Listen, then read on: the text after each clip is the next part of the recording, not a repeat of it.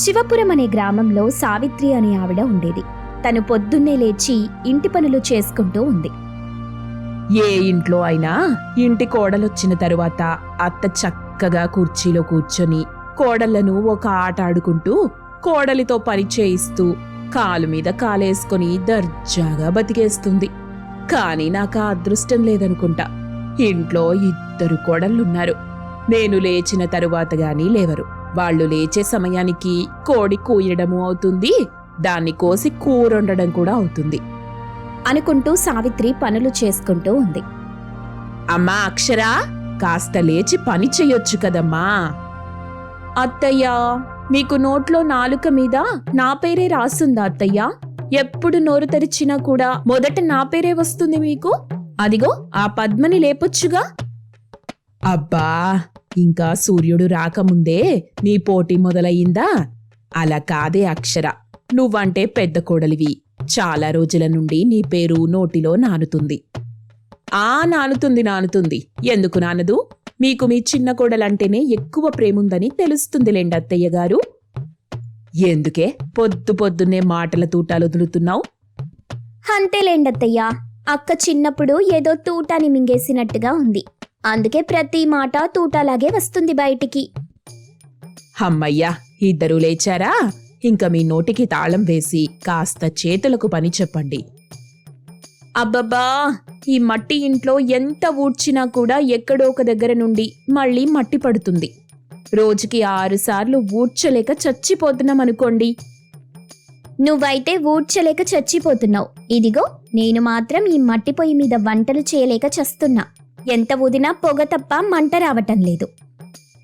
అలా ఆ 3 అత్తాకోడళ్ళు ఎప్పుడు చూసినా ఏదో ఒకటి అనుకుంటూ పనులు చేస్తూ ఉంటారు.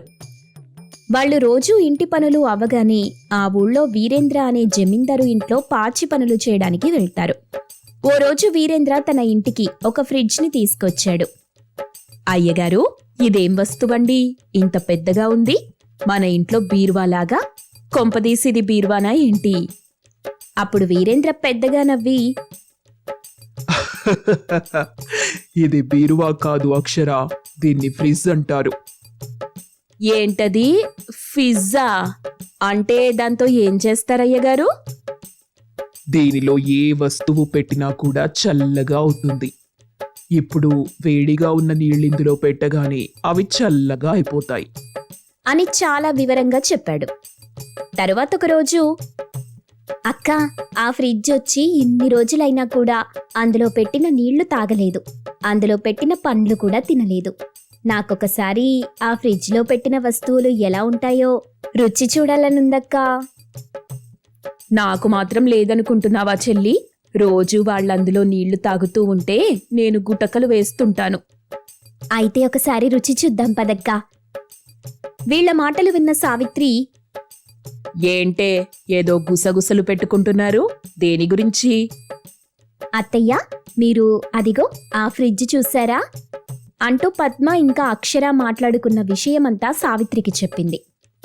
నాకు తెలిసే మీకు ఆ ఫ్రిడ్జ్ పైన ఎప్పటి నుండో కన్నుందని. మనమిక్కడ వాళ్ళకి పాచి పని చేయడానికి వచ్చాం. ఆ పని చేసుకొని వెళ్ళిపోవాలి. అంతేగాని మిగతా వాటి గురించి మనం పట్టించుకోవద్దు. ఏంటత్తయ్యా మీరు మరీను? ఇప్పుడు ఆ ఫ్రిడ్జ్లో పెట్టినవి తింటే ఏమవుతుంది? వాళ్ళ ఆస్తి ఏమైనా కరిగిపోతుందా ఏంటి? పదక్కా అంటూ పద్మ ఇంకా అక్షర ఇద్దరూ కలిసి మెల్లిగా ఎవరికీ తెలియకుండా ఆ ఫ్రిడ్జ్ డోర్ ఓపెన్ చేసి అందులో ఉన్న వాటర్ బాటిల్ బయటికి తీశారు. అబ్బో, ఇదెంత చల్లగా ఉందో చెల్లి, ఒకసారి పట్టుకో. అవునక్క, మంచు పర్వతాన్ని పట్టుకున్నట్టుగా ఉంది అంటూ వాళ్ళు ఫ్రిడ్జ్లో ఉన్న వాటిని తాకి చూస్తూ చాలా సంతోషిస్తున్నారు. అదే సమయంలో వీరేంద్ర భార్య అయిన గంగా వాళ్ళని చూసి, ఏయ్, ఏం చేస్తున్నారే మీరు? అమ్మా, అది ఫ్రిడ్జ్ ఎలా ఉంటుందో చూడాలనొచ్చామమ్మా. ఏంటే మీరు ఫ్రిడ్జ్ని చూసేది? అసలు మిమ్మల్ని లోపలికి రానిచ్చిన వాళ్ళెవరు? అసలు దీని విలువ తెలుసా మీకు? మీ మట్టి చేతులతో వచ్చి చూడు ఎలా మురికి చేశారో. అయినా మిమ్మల్ని కాదు, మిమ్మల్ని పనిలో పెట్టిన మా ఆయన్ననాలి. దీని ఖరీదెంతో తెలుసా? ఇప్పుడు మీరు చేసిన పనికి ఇందులో ఏదైనా పాడైపోతే అంటూ చాలా అవమానకరంగా మాట్లాడింది. దాంతో వాళ్ళు చాలా బాధగా ఇంటికొచ్చారు. అసలు ఆ గంగకి ఎంత పొగరు! ఈ డబ్బున్న వాళ్ళంతా మనలాంటి వాళ్ళని ఇలాగే చిన్న చూపు చేసి చూస్తుంటారు. అవునే, అదేదో ఈ భూమి మీద ఆ మొక్కదానికే ఫ్రిడ్జ్ ఉన్నట్టుగా బాగా ఓవర్ చేసింది. అవునక్క, మనం కూడా ఫ్రిడ్జ్ కొని ఆ గంగకి మనమంటే ఏంటో తెలియజేద్దాం. ఏంటేంటి, మీరు ఫ్రిడ్జ్ కొంటారా? అసలు ముందు మన ఇంటి గోడలు చూడండి.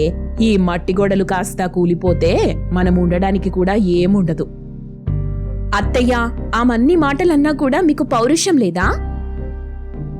ఎందుకుంటుంది అన్నది మిమ్మల్ని కదా, నన్ను కాదుగా. అయినా ఆ ఫ్రిడ్జ్ ఎంత ఖరీదుంటుందో తెలుసా? అది కొనాలంటే మనం సంవత్సరం రోజులు పని చెయ్యాలి. అయినా గొప్పలకు పోయి తిప్పలు పడొద్దే. ఏం చేసైనా సరే మనం ఫ్రిడ్జ్ కొనాలి, అంతే అత్తయ్య. మరుసటి రోజు ఆ ముగ్గురు రోజూ చేసే కష్టం కంటే ఎక్కువ కష్టం చేయటం మొదలెట్టారు. అలా కొంతకాలానికి కొంత డబ్బు పొదుపు చేసి పట్నం వెళ్లారు. ఇదిగో, మాకు మంచి ఫ్రిడ్జ్ ఒకటి చూపించండి అంటూ వాళ్ల దగ్గరున్న డబ్బులు అతని ముందు పెట్టారు. ఆ డబ్బులు చూసిన యజమాని, మీరు తెచ్చిన డబ్బులకి ఫ్రిడ్జ్ కాదు కదా, ఫ్రిడ్జ్ డోర్ కూడా రాదు. మీ డబ్బులు మీరు తీసుకొని వెళ్ళిపోండి. ఎందుకు రాదు? ఎంతో కొంత చేసుకొని ఒక ఫ్రిడ్జ్ ఇవ్వండి. ఏవమ్మా, ఇదేమైనా కూరగాయల బిరం అనుకుంటున్నావా? వెళ్ళవమ్మా, వెళ్ళు. ముందు నువ్వు ఇక్కడ నుండి వెళ్ళిపో. వెళ్లకుంటే నీ కొట్టులోనే ఉందామని వచ్చామనుకుంటున్నావా ఏంటి? రా అక్క, వెళ్ళిపోదాం అంటూ ఇద్దరు అక్కడ ఉన్న అన్ని షాప్స్కి వెళ్లారు. కానీ వాళ్ల దగ్గరున్న డబ్బుకి ఎవరూ కూడా ఫ్రిడ్జ్ని ఇవ్వలేదు. అసలు మనం ముందు ఈ ఫ్రిడ్జ్ ఖరీదు తెలుసుకొని రావాల్సింది. అందరి దగ్గర పరువు పోయింది. అంటే మనం ఫ్రిడ్జ్ కొనాలంటే ఇంకా ఎన్ని రోజులు కష్టపడాలక్కా అంటూ మాట్లాడుకుంటున్నారు. ఆ మాటలు అక్కడే కొద్ది దూరంలో ఉన్న కిషోర్ అనే వ్యక్తి వింటూ ఉన్నాడు. తరువాత అతను వాళ్ల దగ్గరికొచ్చి, మీరు ఫ్రిడ్జ్ కొనాలనుకుంటున్నారా? ఆ అవునండి, మీకు తెలిసిన ఏదైనా కొట్టుంటే చెప్పండి. మా దగ్గరున్న డబ్బులకి ఎవరూ కూడా ఫ్రిడ్జ్ ఇవ్వటం లేదు. అవునా? ఇంతకీ మీ దగ్గర ఎన్ని డబ్బులున్నాయి?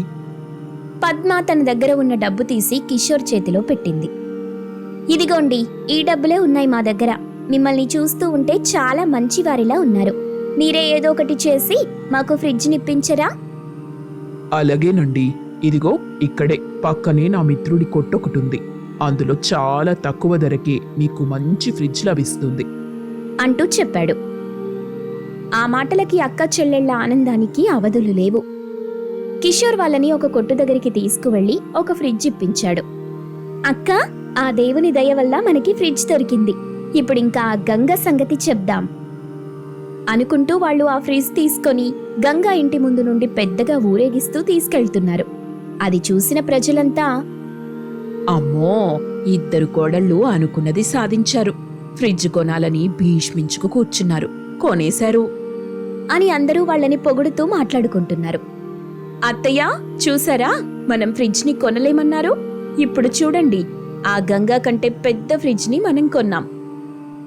ఇంకా మాటలేంటక్కా, అదిగో అక్కడ పెట్టి ఫ్రిడ్జ్ని ఆన్ చేద్దాం పదా అనుకుంటూ ఫ్రిడ్జ్ని ఇంట్లో ఒక దిక్కున పెట్టి దానికి బొట్లు పెట్టి హారతిచ్చి కొబ్బరికాయ కొట్టి, అత్తయ్య గారు, మొదట మీ చేత్తో మొదలెట్టండి. ఇదిగోండి, ఈ స్విచ్ నొక్కండి. సావిత్రి చాలా సంతోషిస్తూ వెళ్లి స్విచ్ ఆన్ చేసింది. అంతే, ఒక్కసారిగా పొగ ఫ్రిడ్జ్లో నుండి బయటకొచ్చి ఇల్లంతా పొగతో నిండిపోయింది. ఇదేంటే, ఇల్లంతా ఇలా పొగలొచ్చాయి? పద్మ, అక్షర ఇద్దరూ ఒకరి ముఖాలొకరు చూసుకున్నారు. వెంటనే పట్నం వెళ్లి వాళ్లకి ఫ్రిడ్జ్ అమ్మిన కిషోర్ గురించి అడగ్గా కిషోర్ ఒట్టి ఫ్రాడ్ అని, అలా డబ్బు తీసుకొని డమ్మీ వస్తువులు అమ్ముతాడని తెలుసుకున్నారు. అక్కా, అంటే ఇప్పుడు మనం మోసపోయామా? అవునే, ఇన్నాళ్ళు మనం పడిన కష్టమంతా వాడెవడి సొంతమో అయ్యింది. మీకప్పుడే చెప్పానే, గొప్పలకు పోయి తిప్పలు పడొద్దు అని. నా మాట విన్నారా? ఎవరో ఒక మాట అన్నారని మన అవసరాలు వదిలిపెట్టి అనవసర విషయాల కోసం పరితపించొద్దు అంటూ చెప్పింది సావిత్రి. తరువాత ఆ ఇద్దరు కోడళ్ళు ఎప్పుడూ కూడా గొప్పలకి పోకుండా ఉన్నదానితో సంతృప్తిగా జీవిస్తూ ఉన్నారు. తండ్రి మోహన్ గుడికి వచ్చాడు. దేవుడిని చూసి దండం పెట్టుకున్నాడు. దేవుడా, నా కుటుంబం విడిపోకుండా చూడు తండ్రి అని వేడుకొని అక్కడి నుండి వెళ్తుండగా గుడి ఆవరణలో ఒక చోట దిగులుగా కూర్చున్న తన పెద్ద కొడుకు అరవింద్ కనిపించాడు. పెద్దోడేంటి పనికి వెళ్లకుండా ఇలా గుడి దగ్గర కూర్చున్నాడు? ఏమైంది వీడికి? అని అనుకుంటూ అరవింద్ దగ్గరికి వచ్చాడు. అరవింద్ ఏదో ఆలోచనలో తన దగ్గరికొచ్చిన తండ్రి మోహన్ని చూడలేదు. బాబు అరవింద్, అని పిలవగానే అరవింద్ తండ్రిని చూసి లేచి నిలబడ్డాడు. మీరెప్పుడొచ్చారు నాన్నా? నా విషయం పక్కన పెట్టు. నువ్వేంటి పనికి వెళ్లకుండా గుడి దగ్గర కూర్చున్నావు? తమ్ముడు శేఖర్ వస్తానని చెప్పాడు నాన్నా. అని చెప్పగానే మోహన్ కొంచెం ఆశ్చర్యంగా, శేఖర్ ఇక్కడికి వస్తానని చెప్పాడా? ఎందుకు అరవింద్? ఏం జరిగింది బాబు? నాకు తెలీదు నాన్నా. నాతో ఏదో మాట్లాడేదుందని చెప్పాడు. రాత్రికి ఇంటి దగ్గర మాట్లాడుకుందామంటే ఇంటి దగ్గరొద్దు, గుడి దగ్గర కలిసి ఇద్దరం మాట్లాడుకుందాం అన్నాడు. అందుకే గుడికొచ్చాను. తమ్ముడి కోసం చూస్తున్నాను. తమ్ముడు ఏ విషయం గురించి మాట్లాడతాడని నువ్వు అనుకుంటున్నావు బాబు? కోడళ్ల మధ్య అమ్మ చూపిస్తున్న వ్యత్యాసం గురించి అనుకుంటున్నాను నాన్నా. అవును పెద్ద బాబు, నేను కూడా ఈ మధ్య మీ అమ్మని గమనిస్తున్నాను కదా. పెద్ద కోడలు ఆమనిని చిన్న చూపు చూస్తూ చిన్న కోడలు శ్రీవల్లిని ప్రేమగా చూసుకుంటుంది. అది నాకు కూడా నచ్చటం లేదు. వద్దని ఎంత చెప్పినా మీ అమ్మ వినటం లేదు. అమ్మని ఎదిరించి మాట్లాడలేక ఆమెని తలతో పాటు కాళ్ళకి చేతులకి జెండు బామ్ రాస్తున్నాను నాన్నా. పెద్ద కోడలు ఆమనిని చూస్తే నాకు జాలేస్తుంది బాబు. కానీ ఏం చెయ్యను చెప్పు. ఎంత చెప్పినా మీ అమ్మ అర్థం చేసుకోవటం లేదు.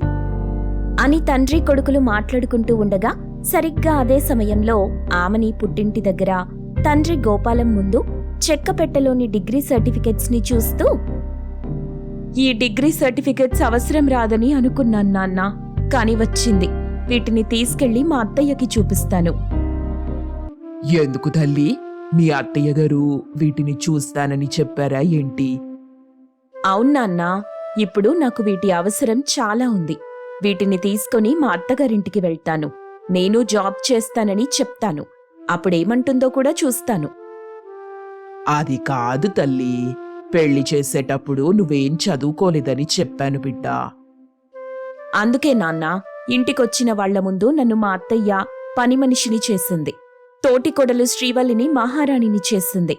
ఆమెని ఇంటిని చక్కబెడుతుంటే శ్రీవల్లి ఇంటి కోసం సంపాదించి పెడుతుందని చెప్పొచ్చు కదా నాన్నా.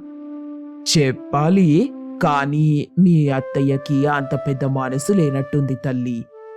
అందుకే నాన్న, నేను ఈ నిర్ణయానికొచ్చాను. అత్తయ్య మాటకు ఎదురు మాట్లాడకూడదు తల్లి. అత్తయ్యలో అమ్మని చూసుకోవాలని చెప్పాను కదా బిడ్డా. నాన్న, అత్తలో అమ్మని చూసుకోవాలని నాకు చెప్పినట్టే కోడలిలో కూతుర్ని చూసుకోవాలని మా అత్తయ్యకి కూడా చెప్పాల్సింది కదా నాన్నా. అట్ట చెప్పే అధికారం ఆడపిల్ల కన్నవాళ్లకు ఉండదు బిడ్డా. ఆ ఇంటి పెద్ద కోడలిగా నాకుంది నాన్న. అది కాదు తల్లి. అత్తగారిని ఎదురించి అల్లుడితో గొడవ పెట్టుకొని కాపురాన్ని ముక్కలు చేసుకోవద్దని చెప్తున్నాను బిడ్డా. అని చెప్పగానే ఆమెని కన్నీళ్లు పెట్టుకుంటూ బాధగా, నాన్న, నేనెంతలా నరకయాతన అనుభవిస్తే ఇంత గట్టి నిర్ణయానికి వస్తానో నువ్వు ఆలోచించు నాన్నా. అని చెప్పగానే గోపాలం ఏమీ మాట్లాడకుండా కన్నీళ్లు పెట్టుకుంటాడు. ఆమెని తన సర్టిఫికెట్స్ తీసుకుని వెళ్ళిపోతుంది. సరిగ్గా అప్పుడే గుడి దగ్గర ఉన్న అరవింద్, మోహన్ల దగ్గరికి వచ్చాడు శేఖర్. నాన్నా, మీరు రావటం మంచిదైంది. చెప్పు తమ్ముడు, ఏ విషయం గుడి దగ్గర మాట్లాడదామని అన్నావు? వదినని శ్రీవల్లిని వేరువేరుగా చూస్తున్న మన అమ్మ ప్రవర్తన గురించన్నయ్యా. మనము ఏం మాట్లాడుకున్నా ఏమీ చెయ్యలేం తమ్ముడు. అమ్మకు ఎదురు చెప్పలేం. అందుకే అన్నయ్య, నేను వేరే కాపురం పెడదామని అనుకుంటున్నాను. అనగానే అన్నయ్య అరవింద్, తండ్రి మోహన్ ఆశ్చర్యంగా శేఖర్ని చూస్తారు. ఇలా అయితేనే వదినని అమ్మ ప్రేమగా చూసుకుంటుంది. నాన్న, తమ్ముడలా మాట్లాడుతుంటే మీరేం చెప్పరేంటి? తమ్ముడు చెప్పిన దానికి నేను ఒప్పుకుంటున్నాను పెద్దబాబు. అని చెప్పి మోహన్ అక్కడి నుండి వెళ్ళిపోతాడు. తమ్ముడు, తొందరపడకు. పరిస్థితులు మార్పులు తీసుకొస్తాయి. లేదన్నయ్యా, ఈ వేరే కాపురం అనే ఆలోచన నాది కాదు, శ్రీవల్లిది. అలా అయినా అమ్మ వదినని ప్రేమగా చూసుకుంటుందని తను కూడా ఆశపడుతుంది. వద్దు తమ్ముడు, అలా ఏం చెయ్యకండి. అమ్మ ఎలాంటి నిర్ణయం తీసుకుంటుందో తెలీదు. మన కుటుంబం విడిపోవడం అనేది బాగుండదు తమ్ముడు. ఇక నేనేం విననన్నయ్యా అని చెప్పి శేఖర్ అక్కడి నుండి వెళ్ళిపోతాడు. ఇక చేసేదేం లేక అరవింద్ కూడా అక్కడి నుండి వెళ్ళిపోతాడు. మరుసటి రోజున ఆఫీస్కి వెళ్లే కోడలు శ్రీవల్లికి అత్తగారు సుగుణ దోశ తినిపిస్తూ ఉంది. పెద్ద కోడలు ఆమెని కిచెన్లో వేడివేడిగా దోశలు వేస్తోంది. ఆవేశంగా కోపంగా, ఏమే పెద్ద కోడలా, ఎంతసేపే?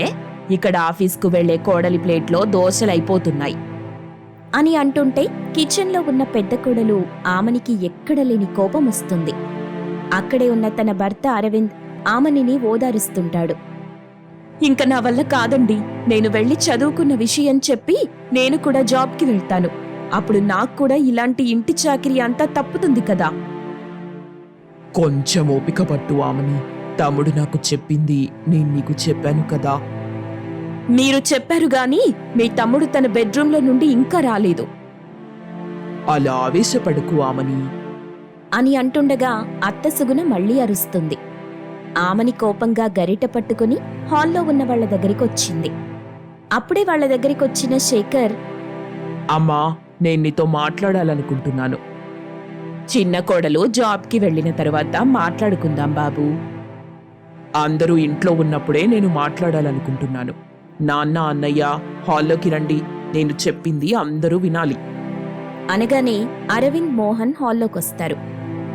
అమ్మా, నేను శ్రీవల్లి వేరుగా ఉంటాం అని చెప్పగానే సుగుణ తన చేతిలో ఉన్న దోశల ప్లేట్ను వదిలిపెడుతుంది. అంతే, దబేల్మని సౌండ్ వస్తుంది. ఏంట్రా చిన్నోడా, నువ్వు నీ భార్య ఇద్దరూ కలిసి వేరే కాపురం పెడతారా? ఎందుకు? మీ అందరితో కలిసి ఉండటం నాకు, నా భార్యకి ఇష్టం లేదు. ఈ ఇంట్లో మా మీద ఎవరికీ ప్రేమ లేదు. మేమిచ్చే డబ్బుల మీదే ప్రేముంది. ఎంత మాట అన్నావు బాబు, మీ మీద మాకు ప్రేమ లేదా? మీరిచ్చే డబ్బుల మీద ప్రేముందా? ఇంతకాలం ఈ మాట రాకూడదని అనుకున్నాను, వచ్చింది. ఆ మాట రావడానికి కారణం బహుశా నా ప్రవర్తనే అయ్యుంటుంది కదూ? అవునమ్మా, వదినని పని మనిషిలా చూస్తావు, శ్రీవల్లిని మాత్రం మహారాణిలా చూస్తావు. అందుకు కారణం శ్రీవల్లి జాబ్ చేస్తుందని, డబ్బులిస్తుందనే కదా. కాదు బాబు, డిగ్రీ చదువుకున్న పెద్ద కొడలు ఆమనిని ఇంటి దగ్గర ఉంచి సాఫ్ట్వేర్ చదువుకున్న శ్రీవల్లిని జాబ్కి పంపిస్తున్నానంటే ఎక్కువ డబ్బు కోసం కాదు అని ఆశ్చర్యంగా తన వైపు చూస్తున్న తన వాళ్లని చూస్తూ, ఇంటికొచ్చిన కోడళ్లలో నేను పోయిన తరువాత ఆ లోటును భర్తీ చేసేది పెద్ద కోడలు ఆమని అని నాకు అర్థమైంది. అందుకే ఆమని చదువుకున్న పిల్ల అని నాకు తెలిసినా తెలియనట్టుగా ఉన్నాను. ఇంటి బాధ్యతలు అప్పగించాను అని చెప్తుంటే కన్నీళ్లతో ఆమెని అత్త సుగుణ దగ్గరికి వచ్చింది. నన్ను మన్నించండి అత్తయ్యా, నేను మిమ్మల్ని తప్పుగా అర్థం చేసుకున్నాను. చూడు కోడలా, నువ్వు ఈ ఇంటి పని మనిషివి కావు. నా తరువాత నా అంతటి స్థానం నీదే. అందుకనే ఎప్పుడూ పని మనిషినని అనుకోకు తల్లి. నన్ను కూడా మన్నించమ్మా. ఆమనికి కుటుంబాన్ని సరిదిద్దటం, సంపాదించటం రెండూ తెలుసు. శ్రీవల్లికి మాత్రం సంపాదించటం మాత్రమే తెలుసు. కుటుంబాన్ని చక్కదిద్దటం రాదు, తెలీదు కూడా. హాస్టల్లో పెరిగింది, ప్రేమించి పెళ్లి చేసుకున్నావు. తల్లి ప్రేమని చూపిస్తూ జాబ్కి పంపిస్తున్నాను. ఈ తల్లి కోసం తనే ఇంటి దగ్గర ఉండాలనే అనుభూతి కలగాలన్నదే నా అభిప్రాయం. అవునక్క, అత్తయ్య చెప్పిందే నిజం. ఇంటిని చక్కబెట్టటం నాకు రాదు. అమ్మ ప్రేమ ఎలా ఉంటుందో నాకు తెలీదు. నేనొక అనాథని. అది తెలుసుకునే అత్తయ్య నాకు తినిపిస్తున్నప్పుడు మా అమ్మ కూడా ఇలాగే ఉంటుందేమోనని అనిపించేది. అత్తయ్య నాకు అమ్మైతే నువ్వు కూడా నాకు తోడబుట్టిన అక్కతో సమానం అని చెప్పగానే అందరి కళ్ళలో నీళ్లు తిరిగాయి. సుగుణా, ఒక అత్తయ్యలా ఆలోచించి గెలిచావు. ఒక తల్లిలా ప్రేమని పంచుతూ గెలిచావు. ఇక నుండి ఎవరి మనసులో ఎలాంటి బాధ ఉండదు. తల్లిగా, అత్తగా కుటుంబాన్ని చీలిపోకుండా చూడాల్సిన బాధ్యత నా మీదే ఉంటుంది కదండి. నేను అదే చేశాను. నేను క్షమాపణ చెప్పుకోవాల్సొస్తే అది నా పెద్ద కోడలు ఆమనికే. అంత పెద్ద మాటలొద్దత్తయ్యా. మీ మనసు ఏంటో ఇప్పుడు పూర్తిగా అర్థం చేసుకున్నాను. ఇక నుండి శ్రీవల్లి బాధ్యత కూడా నేనే తీసుకుంటాను అని చెప్పి ఇక ఆ రోజు నుండి మరింత సంతోషంగా ఆమని ఇంటి పనులు చేయటం మొదలెట్టింది. అందరూ కలిసిమెలిసి ఉమ్మడి కుటుంబంలా ఉన్నారు.